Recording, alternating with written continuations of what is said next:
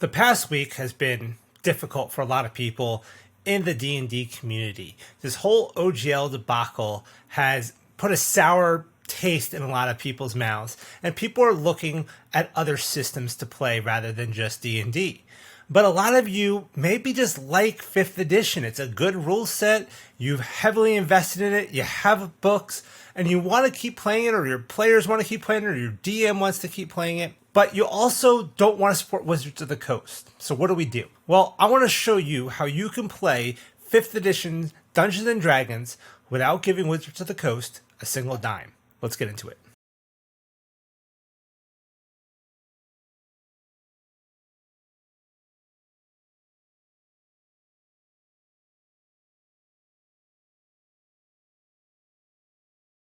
Hello everybody, I'm Joe, and this is the DM Toolbox, and I cover third-party D&D materials. I bring you tools and tricks and things to help you enhance your D&D games. And in light of everything that's been happening, I think I might be shifting the name of my channel to the GM Toolbox, and I might expand into some other systems. I know there's a lot of talk out there about playing in Pathfinder 2e or the Cypher system. Of course, Kobold Press has got Project Black Flag, and Matt Covell at MCDM has his own system. So there's a lot of things happening, but 5e, it's a system we've been playing for a while. It's a system we know, and it's a system we like. And my feeling on this is that it's our system. You know, it's something that I think has grown beyond just Wizards of the Coast. You know, we own that system. The community owns that system.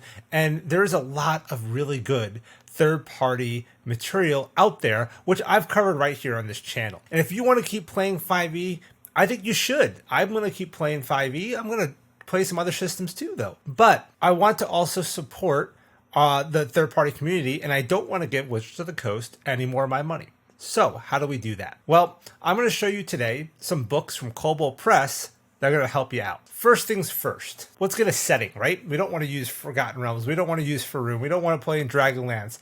We don't want to play in anything that's Wizards of the Coast IP. So where do we start? We've got the Midgard Worldbook from Kobold Press. This big book that is, let's see here, 450-ish pages, is a pure system agnostic lore book. Now, the one I have here has no 5e logo on it. There is the current version that does have the 5e logo on it, but really that's just a couple of tables. It is a system agnostic book. This is purely lore on the world of Midgard. So this book right here, as far as a lore dump and knowing the locations and the places and everything, this is the book you want right here. And this is a fantastic book. Additionally, if you head to midgardmap.koboldpress.com, you'll find the Midgard World Map as a digital tool. It is a huge, beautiful map that's high resolution that you can zoom in on and see different locations all across the Midgard continent. And in addition to that, there's other maps of cities like the city of Zobek and other locations that you'll find within the Midgard world with great detail. So that is a valuable tool for you. So make sure you check that out as well. Next up, let's talk about some player options. The only tool I want you to have from Wizards of the Coast is the SRD. It's free. You can download it.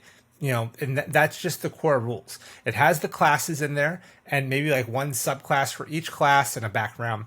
So not a lot there for player options. So how are we going to make characters without the player's handbook or without Xanathars or Tashas or anything like that? Well, the answer is two great books from Kobold Press.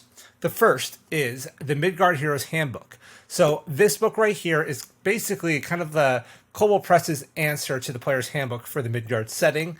We've got races in here. We've got classes in here. We've got, or I should say we have subclasses in here. We've got, a bunch of unique stuff to the Kobold Press setting for player options. There are spells in here as well. We have tables in here for some optional rules and things like that. There is a brief overview in the front of this book that just gives the players just a little bit of a highlight to what the Midgard setting is like. So very, very handy here. It's got chapters for races, chapters for martial classes, divine classes, and arcane classes. There is a section for custom feats and backgrounds. We have spell casting in here as well. So we've got ley lines and geomancy, which is a unique type of magic for the Midgard setting, as well as ring magic and rune magic, both a ton of fun to play with in your settings. And then we do have a spell list and spell descriptions, as well as some creatures and magic items and other stuff. So this is like a Midgard player's handbook. It is a great book to have and definitely worth picking up. The other one that I want you to check out is one of my favorites. It's more recent. It's the Tome of Heroes from Kobold Press. This is just like the handbook, filled with player options, and there's some great stuff for the DM in here as well. So in this book, we have races, we've got class options, we've got backgrounds and feats. Again, and then we also have some adventuring gear, some new items and weapons. There's gunpowder rules if you want to do gunpowder in your campaign. There are gunpowder subclasses like the gun mage or the arcane or the what is it? There's a gun wizard, there's a gun sorcerer, there's even like a gunslinger ranger that I'm playing in a game. Tons and tons of fun. There's like a swashbuckler kind of guy that will use like very piratey with like a sword in one hand and a gun in the other. Lots of fun stuff in there.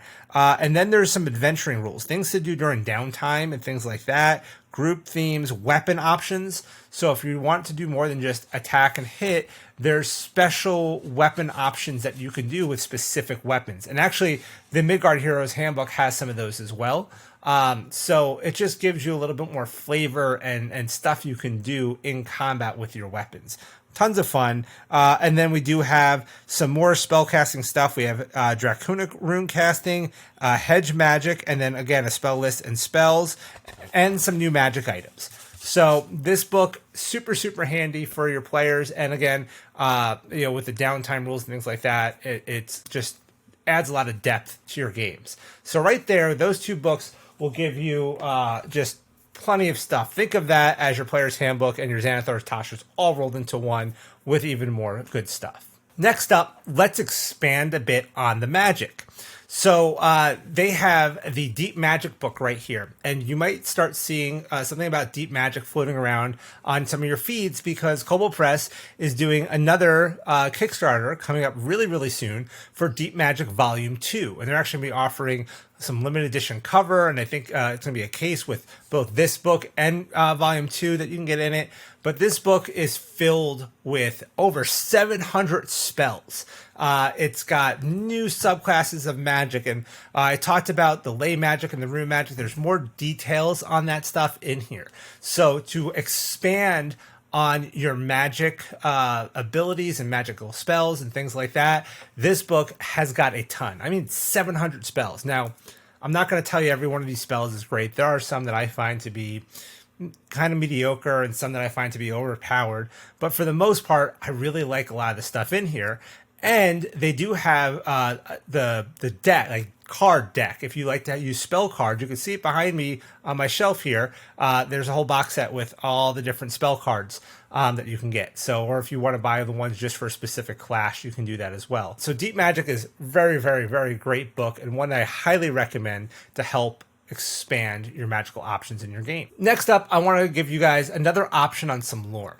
So we talked about the Midgard Worldbook earlier and the Midgard continent, but there is also the Southlands, and the Southlands is a continent below. It's kind of, think of it kind of like Africa in our world. There is a very Egyptian type setting, but then as you travel south, there's jungles and wastes and all sorts of just amazing stuff down there. And really, the Midgard Worldbook kind of stops right around that Egyptian area and doesn't go further south. Well, the Southlands Worldbook covers that entire continent. In fact, a lot of the map of Southlands isn't even on that website that I mentioned earlier, the Midgard map website, but it does come with a great fold-out map that shows that entire continent. So very, very great book. There's also a couple other books that you can get that expand. There's an adventure book.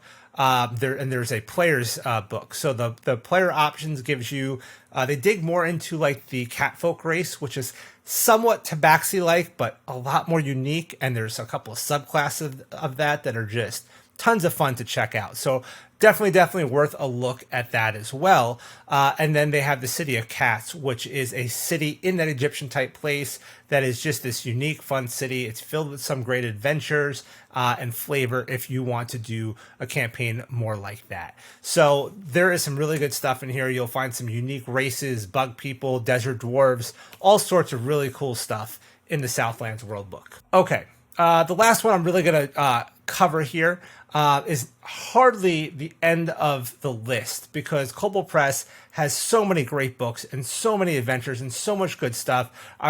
I'd be remiss to not tell you about all of them, but I can only fit so much in a video.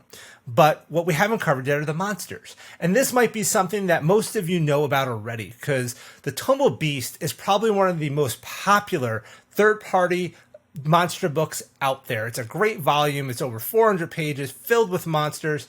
Fantastic book. They also have the Tome of Beast 2, the Creature Codex, and most recently, Tome of Beast 3. That is over 1,600 monsters between those 4 books. And they also have them in pocket-sized softcover books if you want to spend a little less money or have something easier to carry around. You can see right here on my shelf, I've got the collector's editions of them. You can see they're pretty big books. So if you just don't want to have to deal with lugging all those books around, the monster books and a couple of the other books are all available in soft cover. So right here, we've gone over quite a few books that I think can really give you a head start on, starting to play some 5e and just leaving Wizards of the Coast in the dust. I will also say the content of these books, the writing, the adventures, everything about them is super high quality. But before we go, let me give you a couple bonus books. Okay, first up, I have to throw in some magic items because we really didn't get into those, and you'll see them scattered here and there, but the Vault of Magic is filled with just awesome, unique, new magic items for your 5e games. Whether you're playing in Midgard or any other third-party setting, this book is just a knockout of a good book with just so much cool stuff. Now, I've done reviews of all these books on my channel, so you can look for some of them, and maybe I'll put some links down in the description. If you want to dive into these books in more detail, look for my videos on each of them. But this should definitely get you a nice start on how to start getting playing. Let's look at a couple other quick ones. First, obviously, we covered all these settings and tools and all this stuff, but now we need an adventure, and Scarlet Citadel's got to be one of the best from Kobold Press. I love this one. If you're playing at the table, there's also a map pack with bunch of fold-out maps that you can dry erase on, and they come with little sheets that you can lay on top of the mat, so when the scene changes, you actually can change the mat. Like, there's a room with these cauldrons that bubble over and this ooze covers the floor, and you can put a sheet on there and it shows that change, or if a trap springs or something like that. So that map pack is really, really handy. There's a bunch of maps in there. Check out my Scarlet Citadel review video for more detail on that. And aside from that, they do have just a ton of other adventures. This is just a few of them. I have so many more on my shelf, but just so many great adventures set all over Midgard. The Prepared series is probably one of my favorites for just playing quickly. Prepared and Prepared 2 are two of my favorite softcover little adventure books with just these quick one-shots. And you can just string a bunch of these different Kobold Press one-shots into a whole campaign if you want. There's even a spreadsheet out there run by Lou Anders that basically shows you every adventure ever made by Kobold Press for 5th edition, and it's sorted by location, like region, more specific location, level, all sorts of things. So no matter where you're going and what you're looking for, you can find a suitable Kobold Press adventure for your campaign. So I know this is a lot. I know there's a ton of books here, but that's kind of the point. I just showed you how you can play just a great, in-depth 5e campaign with unique classes and races and items and spells and adventures without ever giving Wizards of the Coast a penny. And this is quality material. This is better than anything I think I've bought from Wizards of the Coast. With Kobold Press, it's just nonstop, good thing after good thing after good thing. So definitely check all these out. Like I said, I've done reviews on pretty much every one of those hardcovers and even a couple of the soft covers that I showed you today. Take a look through my channel and take a look at some of the Kobold Press stuff, because I think you'll be impressed. I think you'll enjoy playing 5e with this, knowing, A, I'm playing a great quality game, and B, I'm supporting my third-party publishers and not Wizards of the Coast. So I hope that helped. Enjoy it. Let me know what you think. Let me know if you're going to try out some of these products, and if you're going to keep on playing 5e, how do you plan to do it? All right? Until next time, roll those dice.